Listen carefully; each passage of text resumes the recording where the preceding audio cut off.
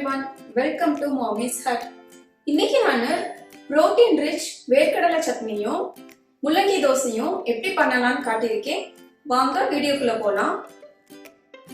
1 teaspoon எண்ணெய், 1 cup வேர்க்கடலை, 3 இல்லனா 4 பச்சை மிளகாய், 1 வரமிளகாய், 3 இல்லனா 4 பூண்டு பல்.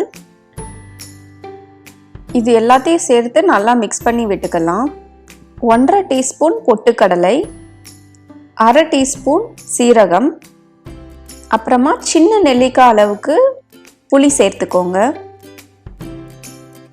இப்போ இது எல்லாத்தையும் மீடியம் ஃப்ளேம்லேயே 3 இல்லைனா 4 நிமிஷத்துக்கு ரோஸ்ட் பண்ணிக்கிடலாம். கருகிடாமல் பார்த்துக்கோங்க. வேர்க்கடலைலாம் இப்போ நல்லா வறுபட்டுருச்சு. ஸ்டவ்வை ஆஃப் பண்ணிடலாம். இப்போ இது எல்லாத்தையும் நல்லா ஆற விட்டுருங்க. ஒரு மிக்ஸி ஜாருக்கு சேஞ்ச் பண்ணிடலாம். இது எல்லாத்தையும் நீங்கள் ரொம்ப நைஸாக அரைக்கணும்னு தேவையில்லை. கொரன்னு அரைச்சி எடுத்துக்கலாம்.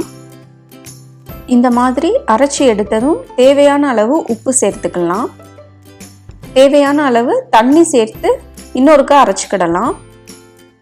ரொம்ப ஃபைன் பேஸ்ட்டாக அரைச்சி எடுத்திங்கன்னா நம்மளுக்கு சாப்பிட நல்லா இருக்காது. ஸோ இந்த மாதிரி அரைச்சி எடுத்துக்கலாம்.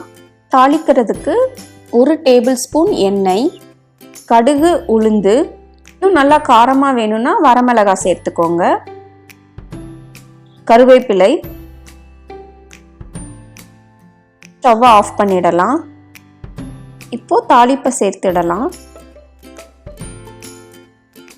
நல்லா காரமாக டேஸ்டியான வேர்க்கடலை சட்னி ரெடி ஆயிடுச்சு. இப்போ முள்ளங்கியில எப்படி தோசை பண்ணலாங்கிறத பார்க்கலாம். நம்ம நார்மலா அரிசி மாவு தோசையில முள்ளங்கியை மிக்ஸ் பண்ணாம கோதுமை மாவுல முள்ளங்கியை மிக்ஸ் பண்ணி தோசை செஞ்சு சாப்பிட்டீங்கன்னா இன்னும் கொஞ்சம் டேஸ்ட் டிஃப்ரெண்டா இருக்கும். இப்போ முள்ளங்கி தோசை எப்படி பண்ணலாங்கிறத பார்க்கலாம்.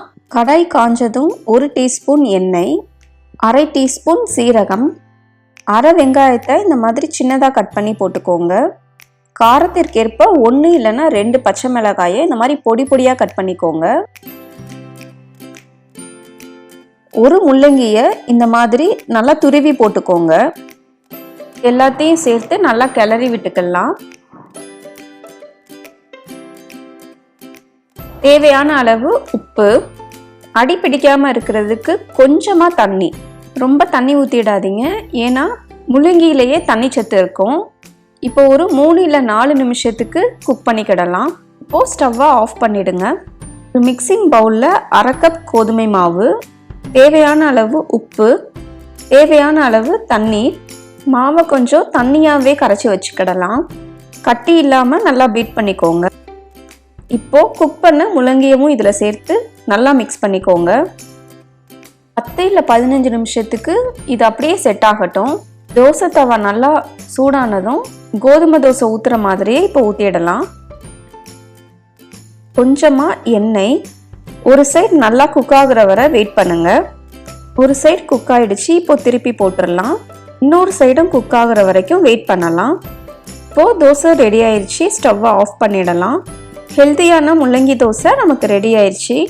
உங்களுக்கு இந்த ரெசிபி ரொம்ப பிடிச்சிருந்ததுன்னா மறக்காம மாமிஸ் ஹட்க்கு லைக் பண்ணுங்க, ஷேர் பண்ணுங்க, சப்ஸ்கிரைப் பண்ணுங்க.